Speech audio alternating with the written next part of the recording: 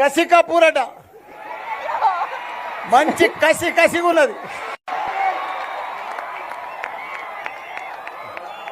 అదే మాదిరిగా ఈయన మా స్టూడెంటు ఒక హీరో కావడం, నాకు ఇక్కడనే చదివిండు, ఇక్కడనే హీరో అయిండు, ఇక్కడనే మళ్ళీ సినిమా ప్రమోషన్ కూడా జరుగుతుంది. చాలా సంతోషం. అదే మాదిరిగా వాళ్ళ ఫాదర్ ఎవరో కాదు, మా కాలేజీలో ప్రిన్సిపలే.